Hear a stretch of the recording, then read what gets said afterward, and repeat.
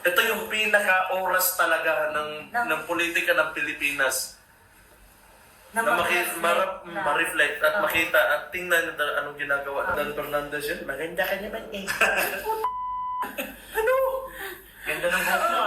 Saan ka nagpaayos? Papaayos din nata siya.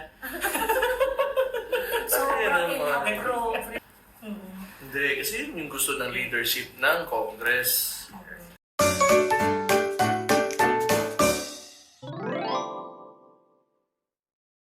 Diretso na natin sa Congress dahil nga, during the hearing also, Mayor, 2 members of the 19th Congress, lumabas yung pangalan especially dun sa testimony ni Colonel Si Abante, ito si Congressman Benny Abante and Congressman Dan Fernandez. Allegedly, according to Colonel Grijaldo, tried to influence Grijaldo's statement during the Quadcom. So, but dininay naman ni Congressman Fernandez and Abante na their intentions and yada. But kayo ba, Joey Justice, Mayor, maniniwala pa kayo? Kanino ba kayo maniniwala? Ako? Yes, Tingin ko, maniniwala ako doon sa police kasi yung sinabi niya would do him more harm than good. So, ibig sabihin nun, kahit masasaktan siya or pangit yung kalalabasan ng sinabi niya lang talaga, probably kasi kailangan niya talagang sabihin and yun yung totoo. Kasi ito naman yung mga dalawang congressman, magde-deny, it will do them more good than harm. So, tingin ko, dinidefend nila yung sarili nila. Dinidepensahan nila yung sarili nila. So, kung yan lang yung, kasi kung yung sa police na sinabi versus nung sinabi ng mga congressman, mas maniniwala ako sa police kasi wala naman siya makukuha doon sa sinabi niya talaga. Do you agree, Joey? Yeah, definitely. Kasi 4 years pa yung natitira sa career ni Colonel Grijaldo. 4 years, meaning hanggang 2028. And alam niya, hindi magiging happy yung administration sa sasabihin niya. Correct. At yung kanyang entire 4 years na natitira will be under the pleasure of the president ko. This government ko.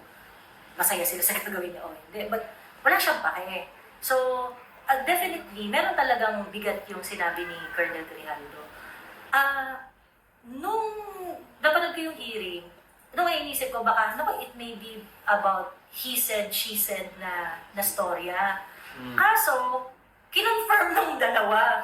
Actually, in-strengthen nila yung in-strengthen nila yung kwento ni Grijaldo. Inamin nila. And sinabi nila nakipagkita talaga sila. Sinabi nila nakipagkita talaga sila. Sinabi nila na kinausap nila si talaga Garma. matalino itong mga gago na to, no? Sinabi nila na kinausap nila si Colonel Grijaldo dahil nakausap nila si Garma prior and they wanted to quote-unquote vet the statement of Garma. Tama, kinonfirm nila. Yeah, so ang tanong, why do you have to do that clandestinely?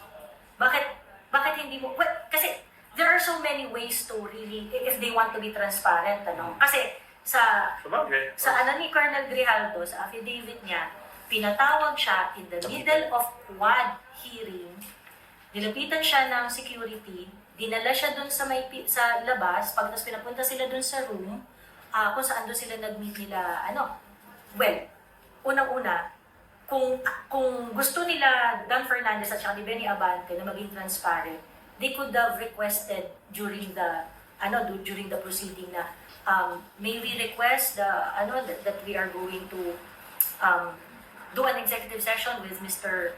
So it's on record that you are going to talk to him. Ganun, may minutes yun eh. Kailangan nandun siya dapat. And that could have saved them. Kung talagang wala silang bad intention. No, it's not secret. Sinabi namin yan during the procedure. But because behind the scenes siya ginawa, and I think magaling rin talaga to si Colonel Grijaldo kasi talagang it was a bit that these two idiots talk. And so nagsalita maghapon magdamag ng 2 araw after nung nilabas nila na repeating the same thing na, yes, kinausap namin siya dahil resulta yun ng pakikipag-usap namin kay Garma, pagkatapos meron lang kaming gusto i-verify doon, ganyan. And parang open the Pandora's box. Kasi parang, kung ganun yung hindi yan po pwede. Kasi dapat ganito yan. Unang-una, in order to save yourself, dapat tumunod kayo sa procedure. Dapat hindi yan secret. Bakit niya itatanong yung mga bagay na kailangan clandestine? Diba? Tapos pinatawag mo siya stealthily. Pinatawag mo sa security, pinalabas. Diba? Wala kang intention to make it If it is a vetting process, the inquiry is the vetting process. And it's supposed to be public. Ganun, kung kunwari gusto mo ipa-vet ang mga documents and whatnot, ang affidavit and you have a COMSEC who can do that. So, ang nangyari, dahil salita sila ng salita, dami-dami nilang mga explanation, binaon nitong ni Benny Abante at ni Dan Fernandez yung mga sarili nila doon sa mga sinabi nila na kinorroborate ang sinabi ni Colonel Grijaldo. I think, Joey, one of the headaches also of this congressman, when that statement came out, napakadetalyado kasi ng statement ni Colonel Grijaldo. Imagine, tumayo siya, pinatawag siya, the two police officers na na-meet niya pa sa labas. So, I don't think there was my way pa to deny it pa. But Exactly. it happened. It was a perfect bait. Kasi hindi talaga nila po pwedeng i-deny. At since hindi nila po pwedeng i-deny, kailangan nilang mag-explain. At dahil nag-explain sila, at di sila nagsabi ng totoo, they are really bound to crumble. So, it was a great day. I think, now, Mayor Justice and Joey, ang question ngayon talaga is, ang impact nitong scenario na to, the statement of Grijaldo and the reaction of Cong Abante and Fernandez, on the ongoing Quadcom hearing. Justice, what do you think? Actually, hindi ko siya napanood, no? Pero, I admire si Colonel Grijaldo. Kasi father ko policeman din. So, somehow, katulad ng sabi ng tatay ko, alam niya pag nagsasalita ng totoo yung police. Kumbaga, kung may play or may So, nag-stick lang ako dun sa sinasabi ng tatay ko. So, dalawa kami nanonood parati ng ganyan. Short clip lang yun. Minsan nagkakaroon kami ng discussions. So, ako, yung sinabi ni Colonel Grijaldo, sobrang nag-redeem sa policeman. Since lately, sobrang parang nawawalan ng tiwala na naman. Correct. No? So, yung mga mamamayan sa policeman. So, saludo ko kay Colonel Grijaldo for doing that. Doing what is right. We need more people like that. What about you, Mayor? Ano tingin mo ngayon ang effect nito? What do you Sa credibility nila. implication ng mga pangyayari? Sa credibility mismo ng Credibility? Naging credible ba yun mga tao? Yung dalawang congressman na yun ever since? to be given. Yeah. Naging credible ba sila? Wala. Siguro ba't yung implication talaga niyan is kailangan since nandyan na yun, nakita na kasi lumabas sila kay sino yung yung nag-interview sa kanila na journalist? Karen Davila. O dapat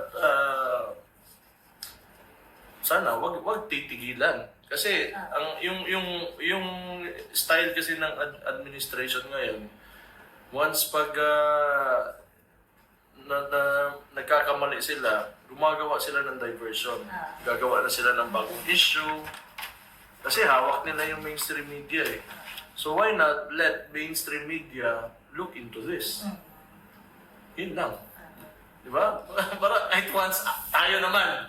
Di ba? Kahit once, tayo naman. Di ba? Ito sa Quadcom naman, hindi ko alam kung meron ba talaga silang natapos sa series of questions. Wala. Parang wala rin naman talaga naging finality. Ang gugulo lang habang hindi mo alam nagnanakaw talaga. ng bubulsa ng pera. Parang yung Quadcom, alam naman natin, kapag parang hindi naman talaga, ginagawa niya kasi because you can. Diba? Kasi